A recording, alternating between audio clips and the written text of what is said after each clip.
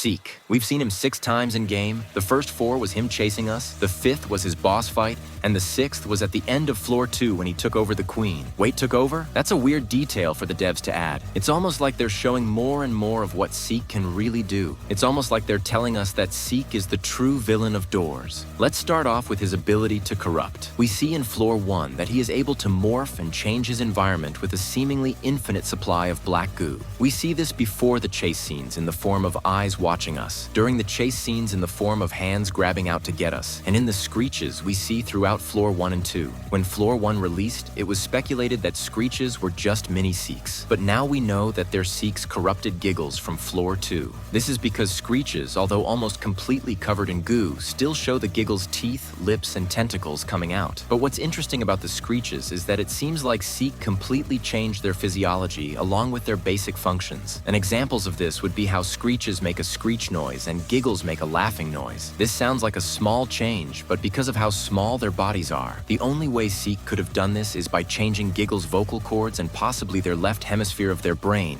that controls speech by corrupting them. Beyond this, it seems like Seek added 2 extra tentacles on the screeches and improved their eyesight to help them latch on and attack us quicker. However, this begs the question of why the giggles? Why doesn't Seek just take out the queen first if he has the power to completely change how entities function? Well, it seems like Seek is just as limited as characters like the Figure or the Grumble Queen. This is because we know that Guiding Light can only seal him off for a bit but cannot straight up kill him like how he does with the Figure or the Grumbles. However, even though Seek's power is limited, if Seek can surprise an entity like Queen Grumble, he can easily take over the entity, no matter how powerful they are. From all of this, we can determine that Seek is extremely powerful and can take over any entity that he comes into contact with. This could also mean that the snake we see at the end of the Seek boss fight could have also been an entity that we will see in a later floor, judging by the fact the snake wasn't a direct copy of Seek's tentacles or hands. And it would also mean that, like Screech, we will see Queen Grumble become something like Queen Scream in floor 3, which will probably replace at least one of the regular Seek chase scenes. But what does all of this mean? Well, judging by how Seek runs at everything he wants to corrupt, it seems like Seek is very specifically wanting to corrupt us. But why? We aren't nearly as strong as something like Queen Grumble, and we definitely aren't as strong as the Figure. Well, it actually can all be explained with the 3 architects. Let me explain. First, we have Guiding Light, who we know is on our side. We all know that Guiding Light takes a favor to us, so he illuminates places we need to go with blue sparkles, and he also takes the form of a crescent moon when we die or when we exorcise an entity, just like the moon we see in the 3 lights picture. But you might be asking, why does Seek care about the Guiding Light? Seek can't corrupt him,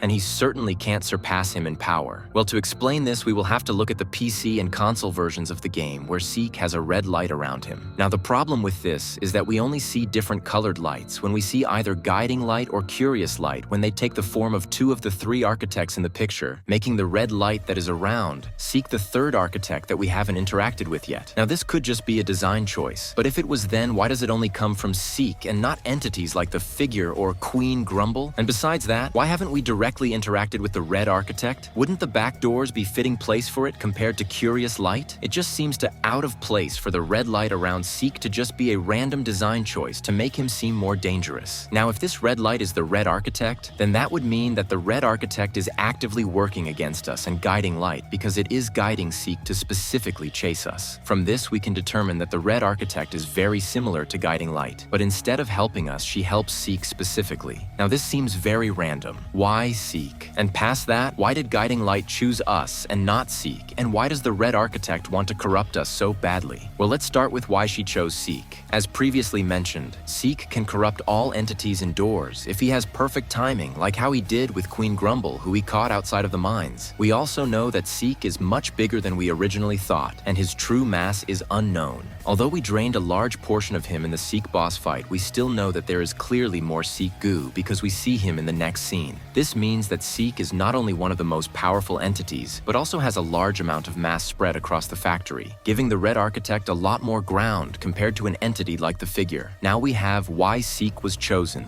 Let's cover why we are chosen. We know that the player stumbled across the hotel during an investigation that resulted in us being forced to go through hundreds of doors to escape. But why are we able to escape? We know that all of the other entities cannot escape, so why us? Well, it could have to do with the fact that we're human and not bound to the floors like how the entities are. With this, we can actually find out why Guiding Light chose us. It seems like Guiding Light wants us to escape doors because he is afraid of the Red Architect getting out. Now, you might be asking, why hasn't the Red Architect gotten out already? Well, notice something with me real quick.